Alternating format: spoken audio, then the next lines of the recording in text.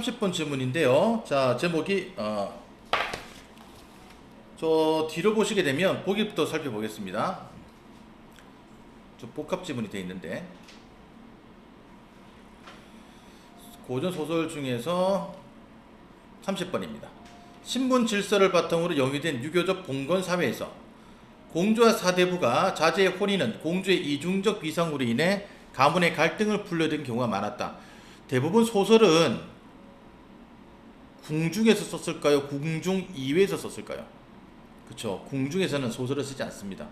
긴 글은 천박하다고 쓰지 않습니다. 그러면 아무래도 향유계층이나 작자층이 궁중 이외 사람이니까 황족보다는 사대부를 더 높게 평가하는 부분도 없지 않아 있어요. 이것도 마찬가지입니다. 공주가 악역이 되는 거고, 공주는 군주의 따림을 고려하면 가문의 누구보다 높은 신분이지만 시가에서는 가문의 위계와 법도에 따라야 하는 며느리이기 때문이다. 소현송록, 이 글의 제목이고요. 이러한 갈등 확인할 수 있다. 자, 그럼 내용 보겠습니다. 앞부분 줄거리. 송나라 소승상, 자, 소승상 동그라미 치고요. 3명의 부인과 여러 아들을 두었는데 셋째 아들 운성이 명현공주의 뜻에 따라 부마가 되면서 운성의 첩분 형씨는 친정으로 보내집니다. 유부남을 공주와 혼인시킨 겁니다. 본처를 쫓아내고. 원래 명현공주가 황상의 딸이지만 요임금의 딸 아황과 여영 같은 꽃다운 덕이 없어요. 또 특이한 행실이 있습니다. 하물며 궁에서 나고 자라 도도하기 이를 데 없고요. 부녀자의 온순한 4가지 등 하나도 없는데 소씨 가문에 시집 온 것이다. 명현공주가 악마입니다. 악당입니다. 악당. 예. 반동인물. 소승상이 정직하고 청렴하며 소박하며 집안 부녀자에게 용모를 꾸미지 않게 하였으며 직접 제시가 많네요. 비단옷에 술을 놓거나 진주로 장식하지 못하게 하였다. 더구나 승상의 어머니 태부인도 검소하고 겸손하며 덕행에 힘쓰니 집안 부녀들이 칠보로 꾸미거나 의복에 금실과 술을 더하지 않고 정결한 비단으로 소담하게 하며 노리개도 다만 옥패 한 줄만 하였다. 본래 선비 안에는 향패 한 줄만 하게 되어 있으니 감히 추호도 더한 일이 없었다. 소승상 한마디로 청렴하고 소박하고 정직했다라는 얘기입니다. 자, 공주 만일 어질진데 그처럼 청렴 소박한 가풍을 어찌 존경하며 따르지 않으로만. 이거 누구예요? 작가의 목소리에 드러나 있죠. 편집자죠. 논평입니다. 작가 개입. 교만하고 방자여 예의를 모르니 도리어 가풍을 비웃으며 찬란한 빛깔의 수놓은 비단옷에 칠보장식을 한 시녀 100여인을 거느려 부귀를 자랑하였다. 아침 저녁 문안할 때는 궁녀들이 길을 덮고 집을 둘러쌌는데 공주는 말할 것도 없고 궁인들의 장식도 사치스럽고 화려하여 오히려 집안 며느리들의 복색보다 빛나니 며느리 중 위씨와 강씨는 봉황문양관과 옥패로 분별되나 나머지는 궁인과 구분되지 않았다. 또 공주는 항열대로 앉지 않고 늘 자기 자리를 높여 태부인과 마주 앉으니 소승상이 당초에 운성이 누굽니까? 공주의 남편이잖아요. 자기 아들이고요. 무엇라 말할 것이라 여겼으나 아들의 기색이 갈수록 공주와 소원하고 거리가 멀어지고요. 공주의 거동은 날로 교만해지니 마음속으로 개탄하였다. 중략. 세월이 물 흐르듯 하여 중추보름이 되어 중당 작은 잔치를 마련하여 즐길 때 며느리들이 잔을 들어 시할머니와 시부모께 배우니 시부모가 아까 소승상 부부가 될 거고요. 시할머니는 소승상의 엄마입니다. 태부인이 바로 승상의 엄마가 되겠고요.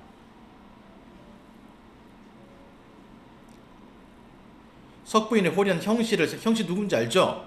원래 운성의 아내였잖아요. 쫓겨간 사람. 생각하고 슬픈 빛을 띄었으며 승상도 공주를 얻을 때부터 즐거워할 적이 없더니 이늘은 더욱 기쁘지 않아 미간에 온화한 기운이 없었다. 그러하니 명현공주가 자리에서 일어나 물었다. 제가 가문의 이름을 올린 지 몇 달이 되었는데 제 아비와 아버님이 기뻐하시는 모습을 본 적이 없으니 무슨 연고입니까? 곁에 있던 사람들이 놀라고 부마의 형제들은 푸른 소매로 입을 가리고 웃음을 참더니 한참 후에 승상이 대답하였다. 이 본래 내 표정이니 무슨 연고가 있겠습니까? 하고는 문득 일어나 나가니 여러 공자들이 모시고 함께 나갔으며 승상의 누이 소부인과 윤부인, 승상의 아내 화부인과 석부인이 태부인을 모시고 또한 나갔다. 맏아들 운경의 아내 위씨가 모든 동서들과 소부인, 윤부인의 며느리들과 잔을 주고받으며 조용히 한담할 때 공주는 궁녀들과 같이 앉아서 뻐기며 좌정을 무시하니 다들 기뻐하지 않았다. 그러나 위씨만은 모른 체하고 맑은 눈으로 도탑게 대하여 그 위엄과 소임을 잃지 않으니 승상의 서모인 이파가 석파가 곁에서 칭찬하고 탐복하면서 또한 형씨의 세속을 벗어난 자색과 형식, 그전 전처 그죠? 쫓겨난 사람. 그 뛰어난 아름다움과 남들보다 뛰어난 덕량을 생각하여 공주와 비교하니 하늘과 땅 차이라 애석할 따름이었다.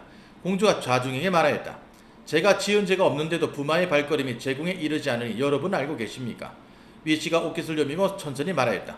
저는 가문의 일을 겨우 알아갈 때부터 한시도 한가하지 못하였으니 눈과 귀 또한 바빠 지아비의 종족도 살피지 못하였는데 어찌 시동생의 일까지 살폈겠습니까?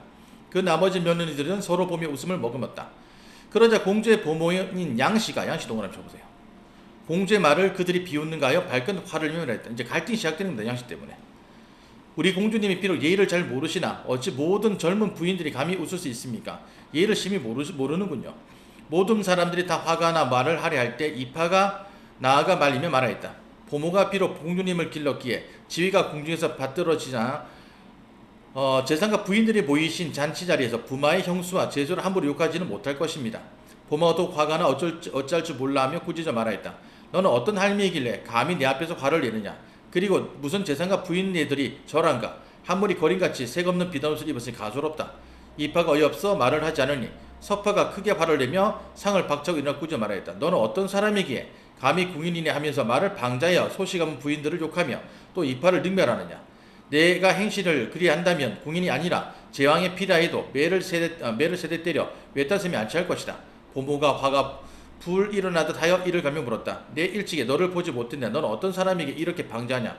석파 눈을 부릅뜨 팔을 거듭 말하였다. 내가 내 근무를 무엇하려느냐? 내 문이 나 또한 속이지 않겠다. 나는 후주왕의 외손이고 석장군의 딸이며 돌아가신 나리의 소실이고 소승상의 서모이자 부마의 서조모이다. 내 불과 역관의 딸로서 궁에 들어가 공주를 길러 궁에서야 받들어지지만 어찌 재상가에 와서 내 명부에 욕되게 우리를 멸시할 수 있느냐? 보모가 공주 궁에서는 위험을 부리겠지만 소승자 집에서 무례히 못할 것이니 여기에는 대신도 있고 어사도 있으니 궁인 하나 제할 기운이 있다. 자, 문제 풀겠습니다.